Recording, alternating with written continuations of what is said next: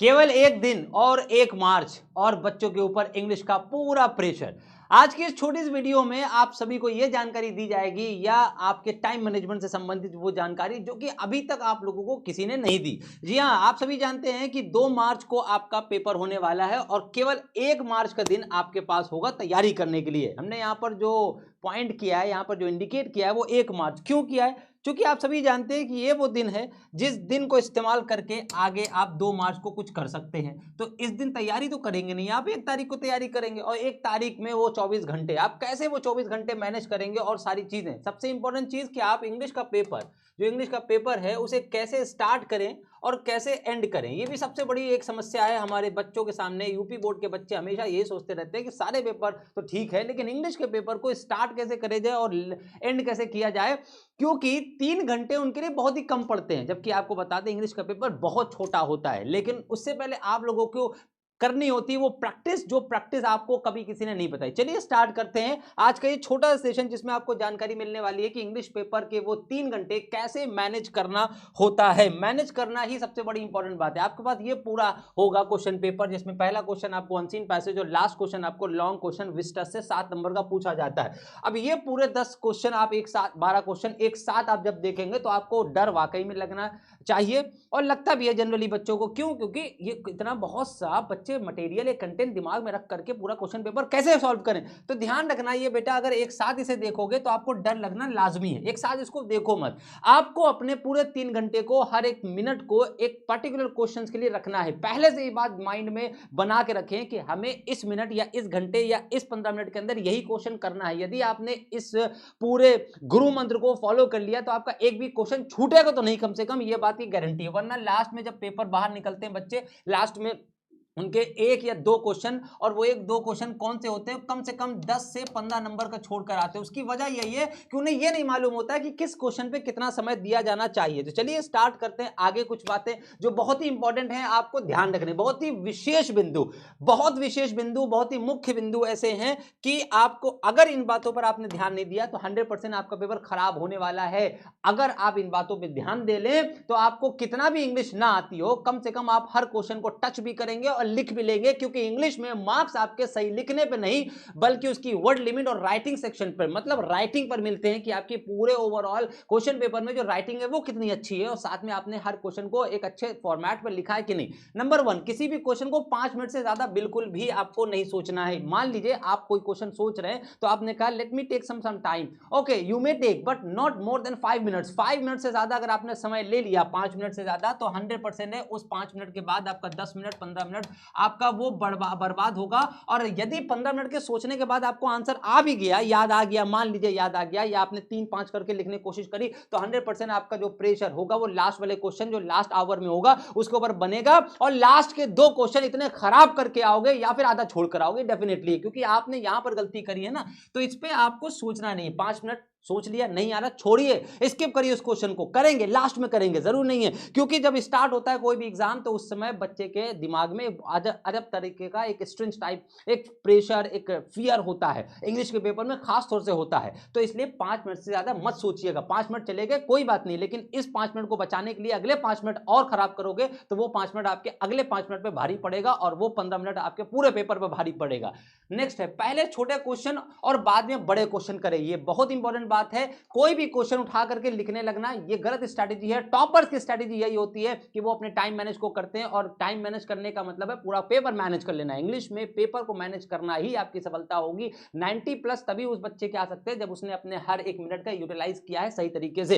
English में कोई भी क्वेश्चन का आंसर मैक्सिमम 150 वर्ड का होता है, उससे कम कई सारे आंसर्स होते हैं। जबकि आपके अदर क्वेश्चन, अदर सब्जेक्ट से जो क्वेश्चन होते हैं वो 150 वर्ड 200 वर्ड में भी आप लिखना पड़ता है। थ्योरी भी होती है, उसमें न्यूमेरिकल भी होते हैं। इसमें आपका मैक्सिमम 150 वर्ड होता है। जरूरी नहीं कि आप 150 वर्ड आर्टिकल पे लिखे ही लिखें। तो आप खुद सोचिए कि आपको किसी क्वेश्चन पे अगर 100 वर्ड या 80 वर्ड लिखने हैं तो कितनी देर में लिख लेंगे। जाहिर सी बात है जिसको आ रहा होगा तो वो बहुत ही तेज लिख लेगा, जिसको नहीं आ रहा होगा वो सोचने पे अपना समय बिताएगा, और समय जो बिताता है सोचने पर वो पेपर नहीं कर पाता 70 से ज्यादा, और 70 में भी 50 मिलते हैं। इसलिए आपको सोचना नहीं है। पहले आप हमेशा छोटे क्वेश्चन करें, वजह इसकी आगे बताएंगे। आंसर शीट पर पूरी तरह इंश्योर हो जाने के बाद ही पेन चलाएं। वरना के बाद हमने ये 3 डॉट इसलिए लगाए हैं कि वरना आप अंजाम के लिए जो है तैयार रहिएगा। आपको भुगतना पड़ेगा। यदि आपने बिना इंश्योर हुए कि आपका आंसर यही होना चाहिए, जैसे कि आपको कोई क्वेश्चन है उसका आंसर आपको समझ में आ रहा है ये होना चाहिए, जब तक आप पूरा यकीन से ना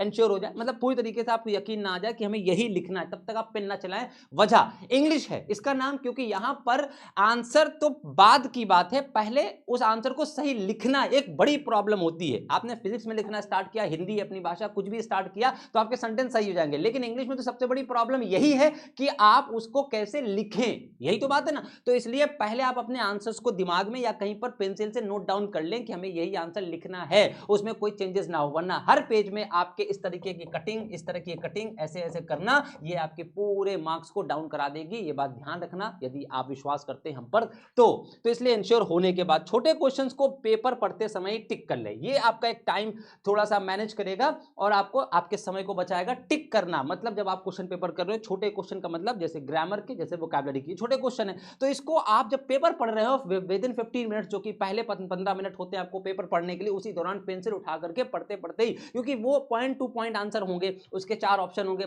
टिक कर लिया, उससे ये होगा कि आपको बाद में पेपर फिर से नहीं पढ़ना पड़ेगा। आप उठाकर क्वेश्चन नंबर 4 का ए ये आंसर, क्वेश्चन नंबर 4 का बी ये आंसर, ये कर लेंगे, तो इससे आपके 10 से 15 नंबर का उसी 15 मिनट के अंदर आपका सॉल्यूशन हो जाएगा, जिससे आपके दिमाग में अब केवल 80 नंबर का पेपर करने को, क्योंकि जिसका आंसर हो आपको पता होता है ना, उस क्वेश्चन के आंसर को लिखने में आपको 2 मिनट लगेंगे।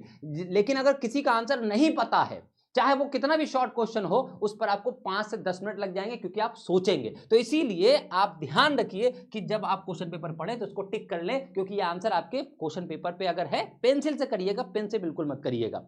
वर्ड लिमिट का खास ध्यान रखें, विशेष ध्यान रखें। वर्ड लिमिट बेटा ये इंग्लिश में एक नंबर काट देने वाले सबसे बड़ी वजह बनती है वर्ड लिमिट। यदि आप वर्ड लिमिट को क्रॉस करेंगे तो इस पे आपके नंबर काटे जाएंगे, ये बात ध्यान रखना। कहीं पर 80 वर्ड लिखें तो 80-85 के आसपास ही आपको लिखना। 100 वर्ड 120 में लिखोगे तो नंबर कटेगा, मिलेगा नहीं, उस पर ध्यान रखना।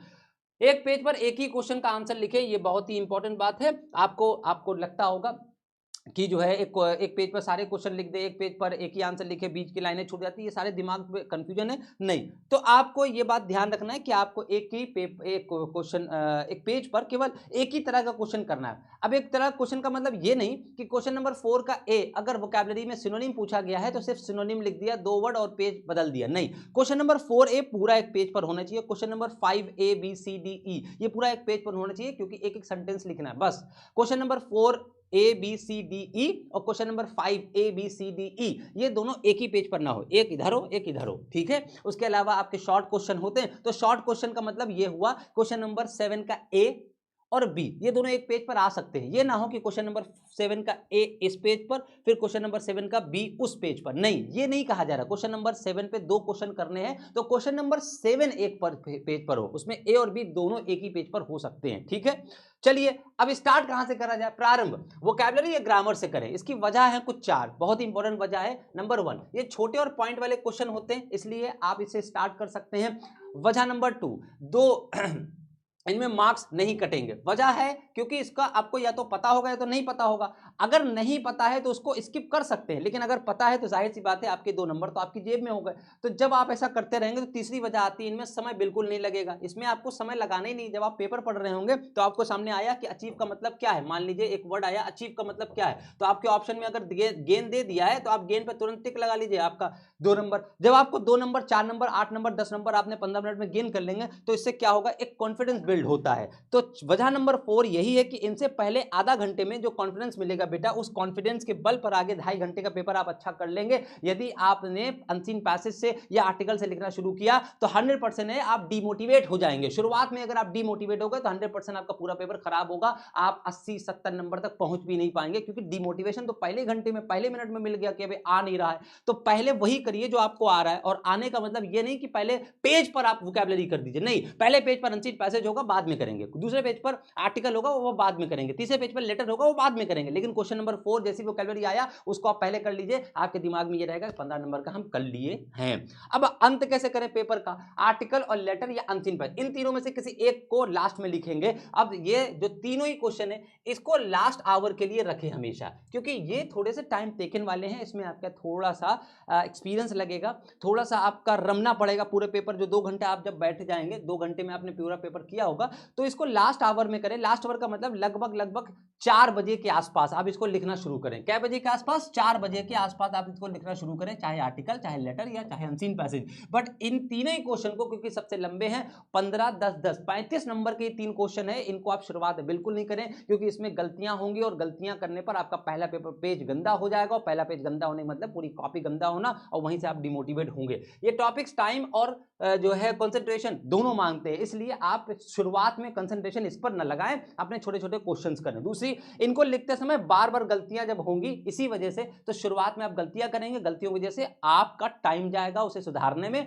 इसलिए इसको बाद में करें। 2 घंटे पेपर करने के बाद आप रिलैक्स जब हो चुके होंगे, तब आपको एक जो कॉन्फिडेंस मिलेगा कि हमने लगभग 70 नंबर का पेपर या 60 नंबर पेपर कर लिया है, अब मेरे पास 1 घंटा 10 मिनट बचा है। इस 1 घंटे 10 मिनट में सोच सोच के आराम से, लेटर में कटिंग नहीं होनी चाहिए, आर्टिकल अच्छा से लिखना चाहिए और अनसीन पैसेज गंदा नहीं होना चाहिए। इन्हें करते समय आपका 75% हो चुका होगा। जब 75% जब हो चुका होता है बच्चे, तो उसी वजह से आप इसको कर सकते हैं लास्ट में। तो आज की इस छोटी सी वीडियो में हमने आपको बताया कि आप कैसे शुरुआत करें और कैसे अंत। उम्मीद करते हैं कि आप इन सारी चीजों को फॉलो करेंगे और आपका पेपर बहुत ही अच्छा होगा। All the very best. Thank you so much.